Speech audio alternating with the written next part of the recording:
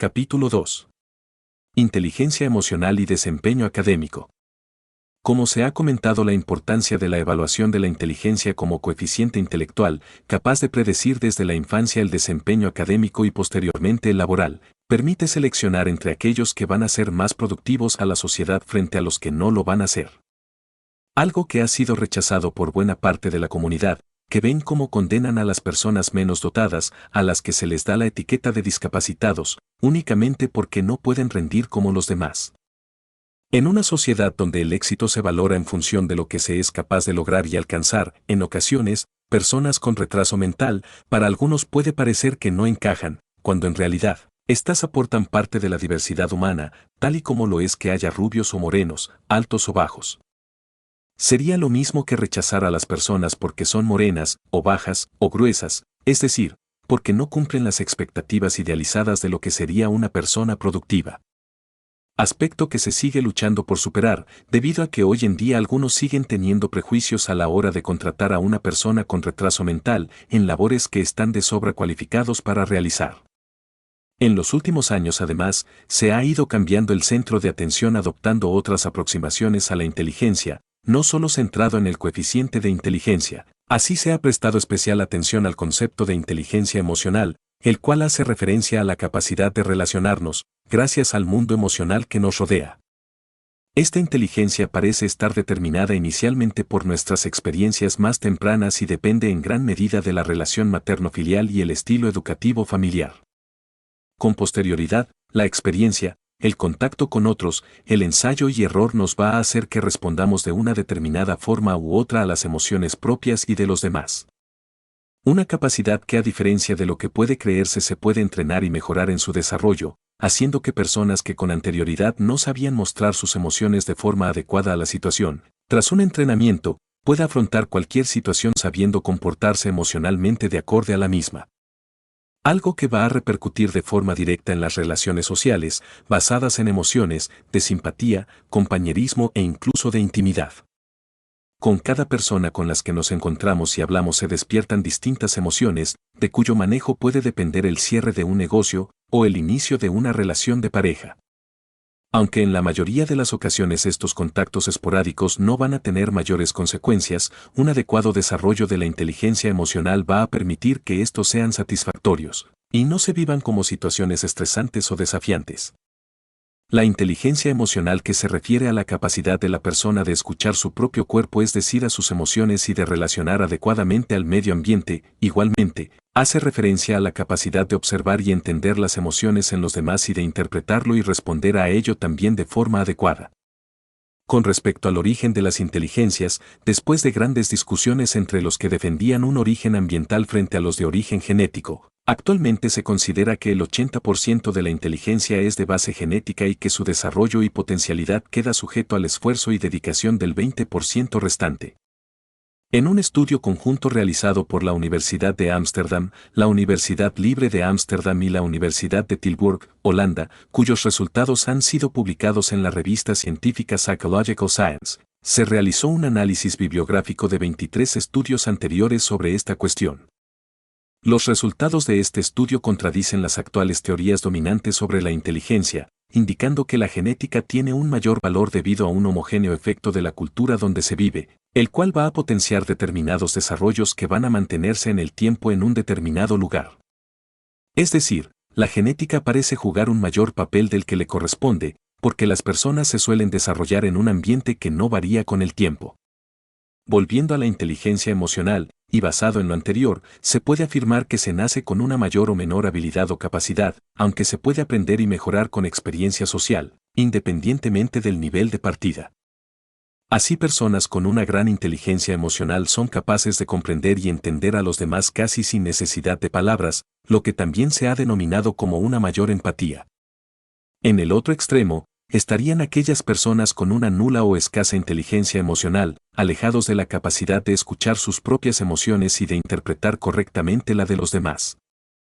La aplicación práctica más conocida del ámbito de la inteligencia emocional ha sido a través de las técnicas del coaching.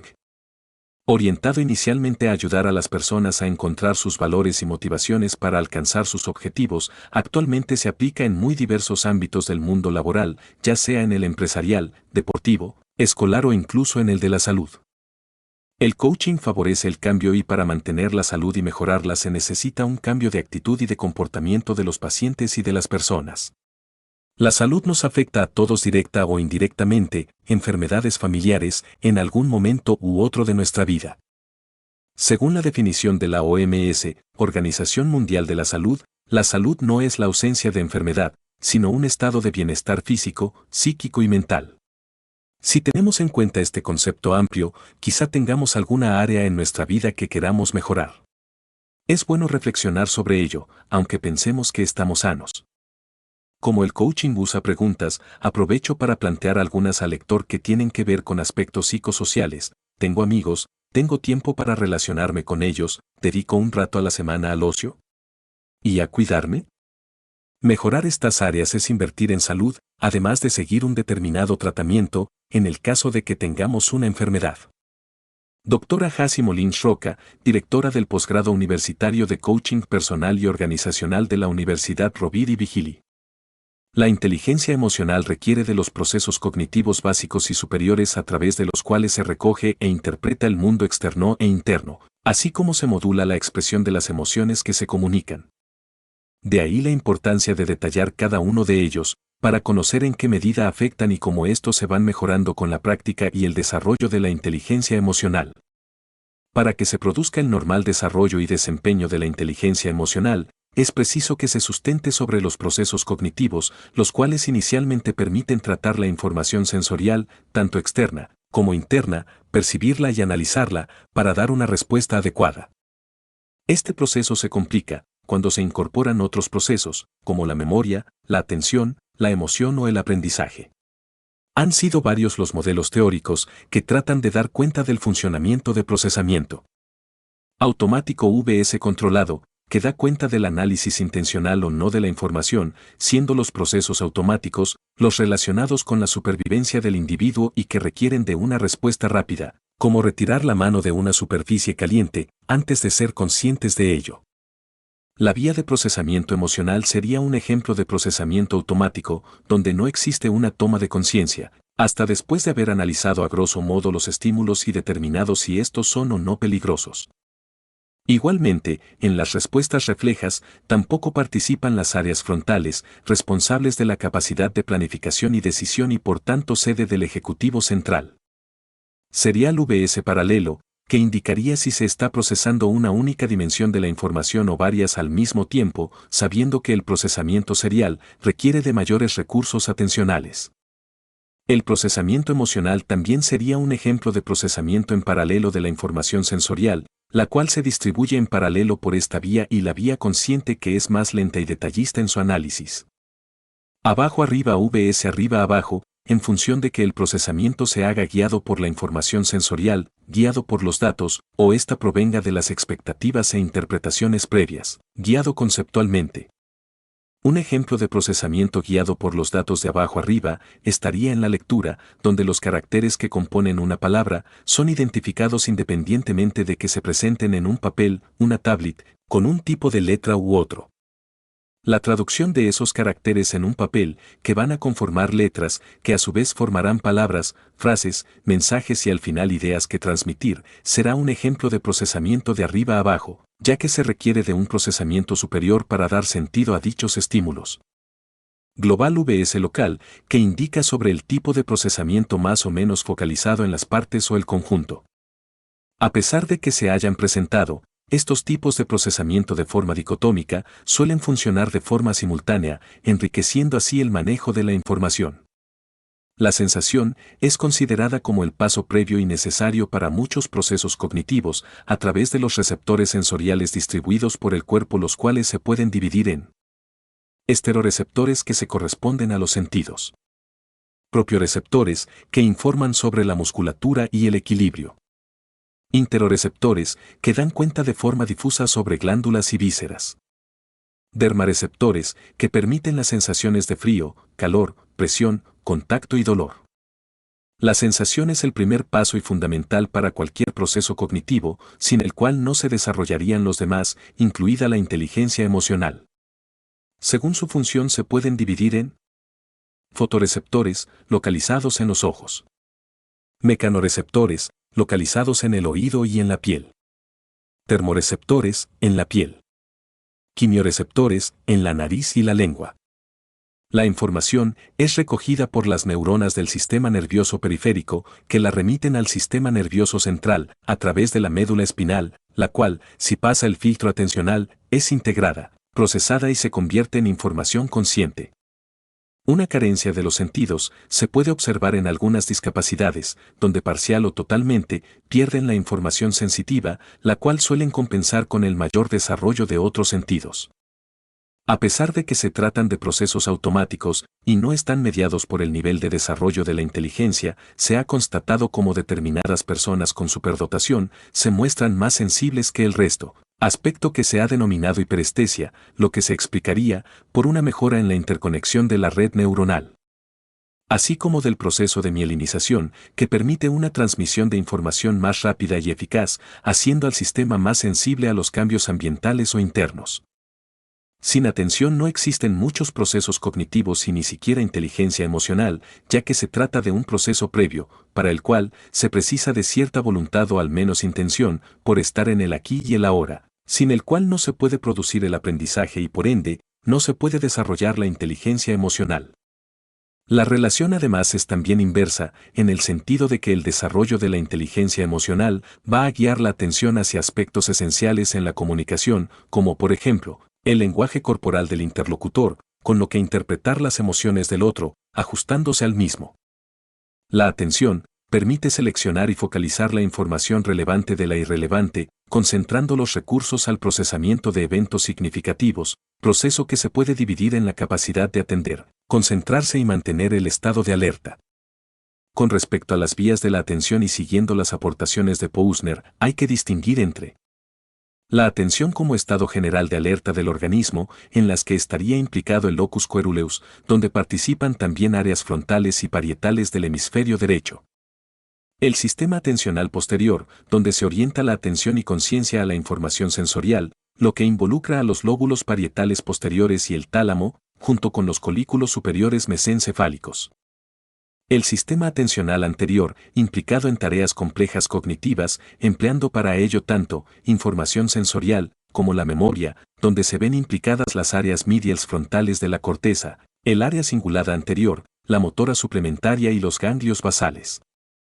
La maduración y la mayor mielinización de los lóbulos frontales, a edades más tempranas en la superdotación, facilita la mejora del sistema de activación e inhibición de la atención selectiva, lo que permite poder tener una mejor atención y concentración en las tareas encomendadas y a la hora de seleccionar los estímulos a una mejor inhibición de los estímulos irrelevantes, un proceso que optimizado, facilita el ahorro de recursos por parte del sistema, mejorando así la capacidad de procesamiento de la información, evitando así la sobreestimulación y el colapso del sistema, tal y como le sucede a los pacientes con esquizofrenia. A destacar, la contrariedad que supone que algunas personas con altos niveles de inteligencia en edad escolar puedan sufrir falta de atención en clase, lo cual no se debe tanto a una carencia de capacidad o falta de maduración del sistema neuronal, sino por una desmotivación que le lleva al aburrimiento cuando tienen que asistir a clases en las que ya conoce su contenido, o lo ha aprendido la primera vez que lo ha dicho el profesor, siendo tedioso el escucharlo una y otra vez cuando se lo explican al resto de la clase. Un escaso desarrollo de la inteligencia emocional daría como consecuencia que la persona se perdiese en detalles innecesarios o que no supiese ver las señales que su interlocutor está expresando, con lo que pierde parte del contenido emocional de la conversación. El entrenamiento mediante roleplay es fundamental para la inteligencia emocional, donde se expone a la persona a distintas circunstancias ficticias para que aprenda qué se espera de su comportamiento en cada ocasión y memorice su experiencia, para cuando surja la ocasión lo pueda poner en práctica. Percibir es un proceso complejo en el que influye la sensación, la memoria, pero también las expectativas previas, y es en este último punto donde entra en valor la inteligencia emocional. Nuestras creencias y expectativas están moduladas por nuestra inteligencia emocional, de forma que, a mayor desarrollo de esta, mayor flexibilidad y tolerancia tendremos hacia los sentimientos y comportamientos de los demás. Esto es debido a la característica de la inteligencia emocional de ponerse en el lugar del otro y poder asumir o al menos respetar su punto de vista, algo que sin duda va a marcar la percepción de cada uno. La percepción toma la información de los sentidos, vista, oído, olfato, gusto y tacto, y la elabora para realizar representaciones dotadas de significado, lo cual ayuda a comprender la realidad y a responder a la misma. Hay que tener en cuenta que la percepción no devuelve una copia de la realidad, sino que es una representación subjetiva de la misma. Para ello se emplean diversos principios, como el de la relación figura-fondo, el de agrupación o el de constancia. Existen diversas áreas neuronales especializadas en función de la información a percibir, así la información visual es analizada en la corteza visual, situada en el lóbulo occipital, la información auditiva, en la corteza auditiva, que junto a la información olfativa, en el bulbo olfatorio, se analiza en el lóbulo temporal, por vías diferentes. La información relativa al gusto y al tacto se analizan en la corteza somatosensorial en el lóbulo parietal. La percepción es un componente fundamental para el desarrollo de la persona en el mundo, comprender el medio en donde se desenvuelve e incluso el papel de uno mismo, igualmente le permite hacer predecible su mundo, al entender cuáles son las reglas por las que se rige, aspecto que ha sido evidenciado por los errores de percepción. Como son la atención selectiva, únicamente atender los estímulos que son de interés para la persona, los estereotipos, simplificar excesivamente en función de las categorías, efecto halo, valorar una persona o situación por uno de sus rasgos o proyecciones, atribuir a lo de fuera lo que uno piensa o siente, entre otros. Una inteligencia emocional poco desarrollada haría que la persona no fuese capaz de comprender y asumir que los demás tienen sus propios puntos de vista, sentimientos y emociones, y por tanto trate de imponer los criterios propios al resto. El desarrollo de la inteligencia emocional incluye el entrenamiento en la capacidad de ponerse en la piel del otro, para poder así comprender cómo siente, cuáles son sus inquietudes y deseos, todo lo cual debe modular el comportamiento propio, ajustándolo así a cada interlocutor. Sin memoria no podría desarrollarse la inteligencia emocional, ya que este es un proceso que se va aprendiendo con la práctica y que ayuda a la persona a saberse comportar en un ambiente social cambiante. Para ello ha de echar mano de sus recuerdos para saber cómo actuar en cada momento. Hay que tener en cuenta que una de las características de la inteligencia emocional es la de la adecuación de la expresión de las emociones al contexto, y esto no se puede hacer si no se aplica lo aprendido. La memoria da cuenta del proceso de codificación, registro y recuperación de la información. Un proceso en el que influyen de forma significativa tanto la atención como la emoción, la primera a la hora de seleccionar la información, registrar o recuperar, y la segunda, la emoción va a incidir en la emotividad, que va a ir asociada con dicho recuerdo. Siendo muy difícil recuperar algo a lo que no se ha atendido, por lo que la información ha sido procesada como irrelevante y no se ha formado huella de memoria, permaneciendo la información en el corto plazo, para ser sustituida por nueva información en cuestión de segundos o minutos, siguiendo el modelo de Atkinson y Shiffrin, que separa el proceso de memoria en memoria sensorial, memoria a corto plazo y memoria a largo plazo. Son múltiples las regiones implicadas en la memoria, como el hipocampo, el tálamo, la amígdala del lóbulo temporal, los cuerpos mamilares e incluso el cerebelo. Una mayor densidad neuronal y de conexiones interneuronales de las áreas frontales permiten un procesamiento más rápido, lo que incrementa la eficacia de la memoria de trabajo, implicado en el pensamiento abstracto y creativo. Igualmente se ha establecido la estrecha relación positiva entre la memoria de trabajo con el nivel de la inteligencia, existiendo personas que son capaces de recordar cualquier evento que hayan vivido, como si estuviesen presentes, lo que se denomina hipermnesia. Basado en ello, se desarrollaron una serie de técnicas encaminadas a ayudar a las personas a olvidar acontecimientos o datos vividos irrelevantes, debilitando así las huellas de memoria hasta que desaparecen. Una persona con un escaso desarrollo de la inteligencia emocional actuaría de la misma forma en un velatorio que en una fiesta, ya que es incapaz de recordar cómo ha de comportarse emocionalmente en cada ocasión. El entrenamiento mediante role-play es fundamental para la inteligencia emocional, donde se expone a la persona a distintas circunstancias ficticias para que aprenda qué se espera de su comportamiento en cada ocasión, y memorice su experiencia, para cuando surja la ocasión lo pueda poner en práctica. La motivación es el motor que justifica iniciar o mantener una actividad, fomentando en el ámbito académico el descubrimiento y la curiosidad por saber más, evitando los ambientes poco enriquecedores y prefiriendo aquellos que suponen cierto nivel de dificultad a superar.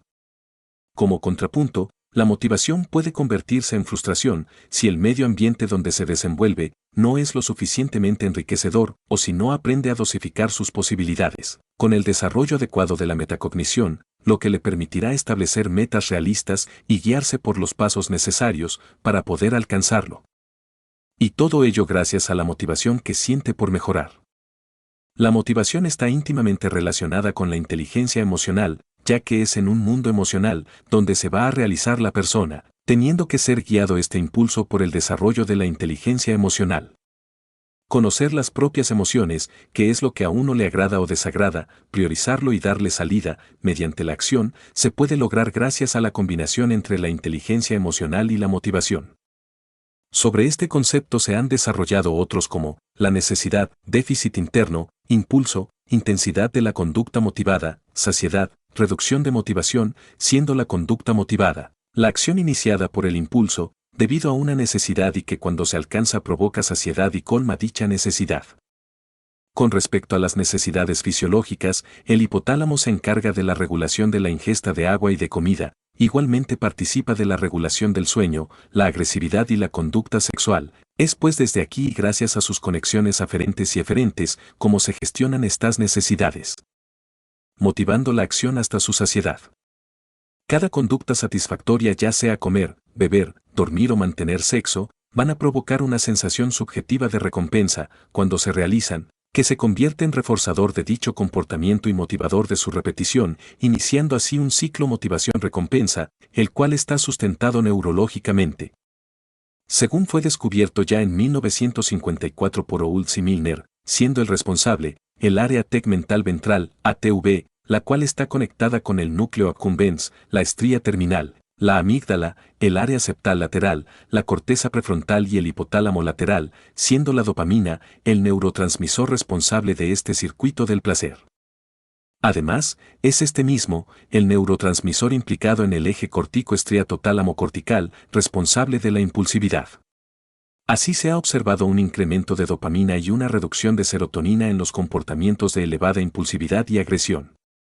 El incremento de la dopamina va a reducir la inhibición y el control y estimula la conducta impulsiva. Una persona sin un nivel adecuado de inteligencia emocional se mostraría más instintivo, caprichoso y cambiante en cuanto a lo que cree que le gusta o necesita, sintiéndose insatisfecho a pesar de haber logrado su objetivo.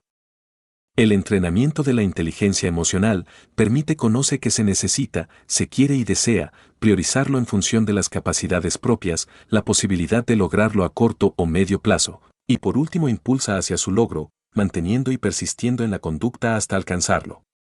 Una de las señales de un correcto desarrollo de la inteligencia emocional es la capacidad de comunicar a los demás las emociones propias, para lo cual se emplea principalmente el lenguaje, ya sea verbal o escrito, el cual puede ir acompañado del lenguaje no verbal.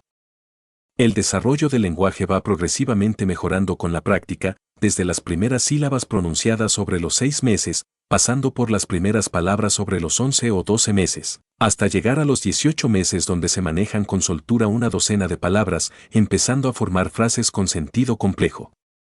A partir de esa fecha, la práctica y sobre todo la exposición a otras personas va enriqueciendo el vocabulario y depurando su uso hasta alcanzar un nivel aceptable con el que comunicarse eficientemente con los demás. Con respecto a las bases neuronales del lenguaje, aunque existieron antecedentes, con mayor o menor éxito, sobre la localización de funciones mentales en el cerebro, o más específicamente en las protuberancias o hundimientos del cráneo, no fue hasta el siglo XIX, cuando Broca informó sobre la localización de la función del lenguaje. En el giro frontal interior izquierdo, área que acogería su nombre hasta la actualidad, conocido como área de Broca. En la misma época Wernicke confirmó los datos relativos al sustrato biológico del lenguaje en los hemisferios cerebrales, añadiendo una nueva localización para la función de la comprensión del lenguaje, en el giro temporal superior izquierdo, región que actualmente se denomina área de Wernicke.